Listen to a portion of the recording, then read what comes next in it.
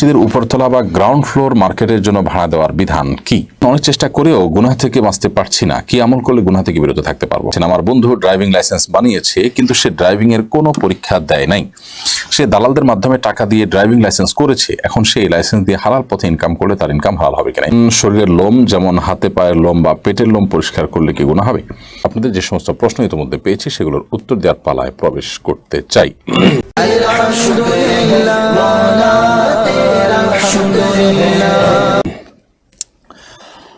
যে সমস্ত প্রশ্ন আমাদের কাছে ইতিমধ্যে আসছে, মধ্যে টিএইচ তারেক আপনি লিখেছেন, শরীরের লোম যেমন হাতে পায়ের লোম বা পেটের লোম পরিষ্কার করলে কি গুনাহ হবে? শরীরের অবাঞ্ছিত লোম যেগুলো পরিষ্কার করার জন্য হাদিসে পরিষ্কার নির্দেশনা রয়েছে সেগুলো তো আমরা পরিষ্কার করবই। যেমন আমাদের যে সমস্ত আপনার বগলের নিচে, নাভির নিচে পশম আছে, নখ আছে, মোচ আছে, এগুলো কাটার পরে পরিষ্কারভাবে নির্দেশনা রয়েছে নবী করিম সাল্লাল্লাহু আলাইহি ওয়াসাল্লাম। এগুলোকে সুনানুল ফিতরাহ বা প্রকৃতিগত সুন্নাহর অন্তর্ভুক্ত বলা হয়েছে। সমস্ত নবী রাসূলগণ এই সুন্নাহ পালন করেছেন। সেই জায়গা থেকে আমরা সেই লোমগুলো তো পরিষ্কার করবই। এর বাইরে আপনার শরীরের কোনো লোম, ধরুন আপনার হাতের লোম, পায়ের লোম, যেগুলা হয়তো এত বেশি হয়েছে যেটা অস্বাভাবিক পর্যায়ের, অসুস্থতার পর্যায়ের, যেটা আমাদের জন্য অসহনীয় পর্যায়ে, এরকম যদি হয় তাহলে সেক্ষেত্রে সেইগুলো যদি আপনি কাটেন তাহলে সেটা জায়েজ হবে, বা সেগুলো রিমুভ করার কোনো ব্যবস্থা করেন যেগুলো আমার জন্য অনেক বেশি হয়ে গেছে। স্বাভাবিক যদি হয় তাহলে সেক্ষেত্রে সেগুলো রিমুভ করার জন্য বিশেষ কোনো প্রচেষ্টা আমাদের এর কোনো প্রয়োজন নেই। এরপরে যদি এমন হয় যে স্বাভাবিক পশম সেগুলো আসলে কাটার কোনো নির্দেশও নেই এবং এটা আপনার জন্য বিরক্তিকর নয়, কিন্তু তারপরে সেগুলো আপনি কাটছেন, তাহলে সেটা আবার কাটা অনুচিত হবে। বিশেষ করে যদি সেটা এ পর্যায়ের হয় যে আল্লাহর সৃষ্টিতে পরিবর্তন, যেমন ব্রু প্লাকের ব্যাপারটা যেমন রয়েছে, তারপরে এমন পশম রয়েছে যে সেগুলো কেটে একেবারে আপনি এমন করছেন যে দেখতেই বোঝা যায় যে আপনি এটাকে পরিবর্তন করে ফেলেছেন, তাহলে তাগয়ির খালকিল্লাহ বা আল্লাহ সৃষ্টিতে পরিবর্তন হওয়ার মতো করে কোনো কিছু করা জায়েজ নয়। সেই লেভেলে হলে সেটা নিষিদ্ধ হবে।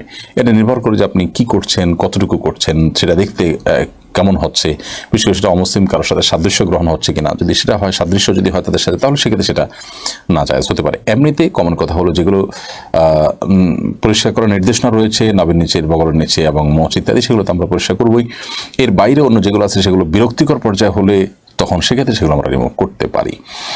এমডি মেহেদি হাসান ইমন আপনি লিখেছেন, আমার বন্ধু ড্রাইভিং লাইসেন্স বানিয়েছে, কিন্তু সে ড্রাইভিং এর কোনো পরীক্ষা দেয় নাই। সে দালালদের মাধ্যমে টাকা দিয়ে ড্রাইভিং লাইসেন্স করেছে। এখন সেই লাইসেন্স দিয়ে হালাল পথে ইনকাম করলে তার ইনকাম হালাল হবে কিনা? ইনকাম হালাল হবে, কিন্তু তিনি যে কাজ করেছেন সেটি গুনাহের কাজ করেছেন। আল্লাহ তাআলা আমাদেরকে মাফ করুন। এর জন্য ইস্তেগফার করতে হবে, তওবা করতে হবে। জীবনে কখনো ইচ্ছাকৃতভাবে একান্ত নিরুপায় হয়ে দেয়ালে পিঠ ঠেকে গেছে, নিজে জুলুমের শিকার, সেখান থেকে বাঁচার জন্য তাকে ঘুষ দিতে হয়েছে, এরকম পরিস্থিতি ছাড়া তিনি ঘুষ দিতে যাবেন না। সামান্য একটু কষ্ট করতে হবে, সিরিয়াল ধরতে হবে, একটু পরিশ্রম করতে হবে, শিখতে হবে, জাস্ট এইটুকু থেকে বাঁচার জন্য যদি আমরা কেউ এরকম পদ্ধতি অবলম্বন করি তাহলে সেটা নাজায়েজ হবে। অনেক সরকারি কাজে আমরা একটু ঝামেলা এড়াতে গিয়ে কিন্তু ঘুষ দিয়ে ফেলি। হ্যাঁ, কিছু কিছু কাজ আছে যেখানে হয়তো বা এমন কোনো ব্যক্তির হাতে আছে, এমন কোনো কাজ যেখানে আমি টাকা দেওয়া ছাড়া কাজটা হবেই না, আর যদি হতে যায় সেক্ষেত্রে আমার ভোগান্তি এত বেশি হবে যেটা সীমার বাইরে। এই লেভেলের সমস্যা হলে তখন ভিন্ন কথা। কিন্তু নর্মাল যে নেসেসারি কষ্ট, ধরুন আধা ঘন্টা 1 ঘন্টা সিরিয়াল ধরতে হবে, আমাকে একদিনের জায়গায় 2 দিন যেতে হবে, এই জিনিসগুলো মানে নিয়মেরই অংশ। তো সেটা এড়াবার জন্য আমি ঘুষ দিয়ে যদি শর্টকাট ওয়েতে কাজ করে ফেলি, বিশেষ করে পরীক্ষা ইত্যাদি এড়াই, তাহলে সেক্ষেত্রে অবশ্যই এর কারণে গুনাহ হবে এবং ঘুষ দেওয়া, অনৈতিকতা, মিথ্যা, এই সব অপরাধগুলো এখানে জড়িয়ে থাকবে। এই জন্য এগুলোর জন্য আল্লাহর কাছে ইস্তেগফার করতে হবে, ভবিষ্যতে না করার সংকল্প করতে হবে। তবে সেই লাইসেন্স দিয়ে পরবর্তীতে তিনি যদি সঠিকভাবে গাড়ি চালান এবং হালাল কাজ করেন, বৈধ কোনো কাজ করেন, তাতে ইনশাআল্লাহ বিদিনিল্লাহ তার উপার্জন হারাম হয়ে যাবে না। এমডি ইকবাল হোসেন আপনি লিখেছেন, অনেক চেষ্টা করেও গুনাহ থেকে বাঁচতে পারছি না, কি আমল করলে গুনাহ থেকে বিরত থাকতে পারবো? ভাই ইকবাল হোসেন, গুনাহ থেকে বিরত থাকার জন্য সবচেয়ে গুরুত্বপূর্ণ বিষয় হলো আপনার সংকল্পটা, আপনার দৃঢ় সংকল্প এবং শক্ত মনোবল এবং দৃঢ় পদক্ষেপের ক্ষেত্রে খুবই গুরুত্বপূর্ণ। এটা যদি আপনি খুব সিরিয়াসলি করেন, ইনশাআল্লাহ বিইذনিল্লাহ আল্লাহ আপনাকে সাহায্য করবেন। আল্লাহ বলেছেন, ওয়াল্লাযীনা জাহাদু ফীনা লানাহদিয়ান্নাহুম সুবুলানা ওয়া ইন্নাল্লাহা মা'আল মুহসিনিন। যারা আল্লাহর পথে যাওয়ার জন্য অনেক বেশি সিরিয়াস, আল্লাহর পথে অগ্রসর হতে যারা সাধনা করেন, রীতিমতো তার সর্বোচ্চ দিয়ে তিনি চেষ্টা করেন, তখন আল্লাহ রাব্বুল আলামিন তাদেরকে আল্লাহর পথে চলা সহজ করে দেন। এবং আল্লাহ বলেছেন লা ইলাহা ইল্লাল্লাহ, আমি তাদেরকে আমার পথ অর্থাৎ আল্লাহর পথে যাওয়ার জন্য আল্লাহ বহুমুখী পথ তাকে দেখিয়ে দিবেন। এজন্য আপনার দরকার হলো সর্বোচ্চ সংগ্রাম নিজের সাথে নিজে আপনাকে করতে হবে গুনাহ থেকে বাঁচার জন্য। দ্বিতীয়ত, গুনাহের পরিবেশ থেকে সরে যেতে হবে, গুনাহের উপায় উপকরণগুলো থেকে নিজেকে বের করে আনতে হবে এবং নিজের বিরুদ্ধে শক্ত এবং কঠিন সিদ্ধান্ত নিতে হবে। তৃতীয়ত হলো নেককার মুত্তাকি পরহেজগার মানুষগুলোর সান্নিধ্যে থাকতে হবে। চতুর্থ হলো আল্লাহ তাআলার কাছে দোয়া করবেন আল্লাহ যেন গুনাহ মুক্ত জীবন গড়ার তৌফিক দান করেন। আলাদা করে আল্লাহর কাছে চাইবেন চোখের পানি ফেলে ফেলে দোয়া কবুলের সময়গুলোতে। ইনশাআল্লাহ এই চতুর্মুখী চেষ্টা যদি থাকে, আল্লাহ তাআলা গুনাহ থেকে বেঁচে থাকাটা সহজ করে দিবেন।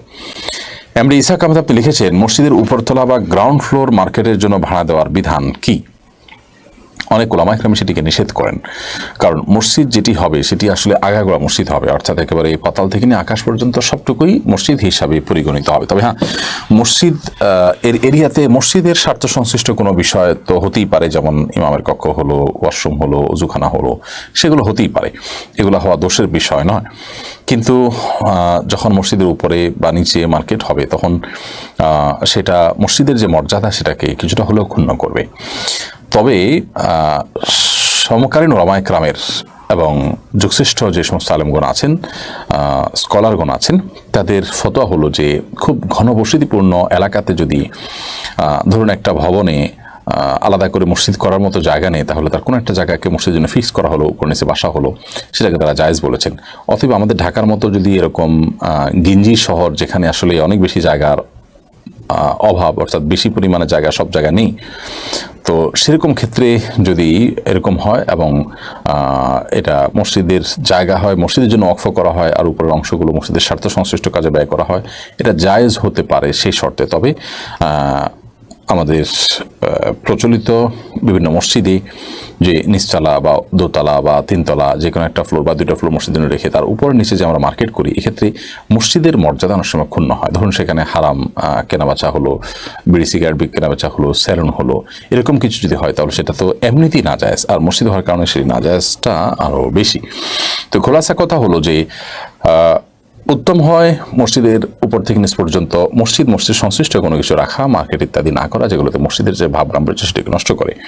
যদি একান্ত করতে হয় মসজিদেরই জন্যই সেই ভাড়া টাকাটা আপনি ইউজ করবেন, ব্যবহার করবেন, তাহলে সেক্ষেত্রে হারাম কোনো কিছু যেন বিক্রি না হয় সে বিষয়গুলো নিশ্চিত করতে হবে। তবে সর্বাবস্থায় অধিকতর নিরাপদ হলে এগুলো না করা, কারণ এটা নিয়ে ইখতিলাফ আছে অনেক ওলামা ইকরামের মতে। মসজিদ হলে সেই মসজিদের উপর থেকে নিচ পর্যন্ত আসলে দুনিয়াবি আর কোনো কিছু সেখানে করা জায়েজ নয়।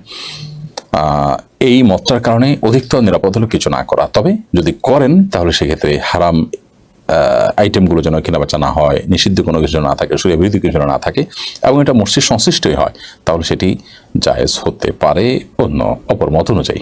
তো একান্ত নিরুপায় হলে, বিশেষ করে আমাদের অনেক মসজিদগুলোর উপার্জনের কোনো জায়গা ক্ষেত্র নাই, সেক্ষেত্রে নিচতলাকে আপনি মার্কেট করলেন, উপর থেকে মসজিদ করলেন, তো সেক্ষেত্রে এটি জায়েজ হতে পারে।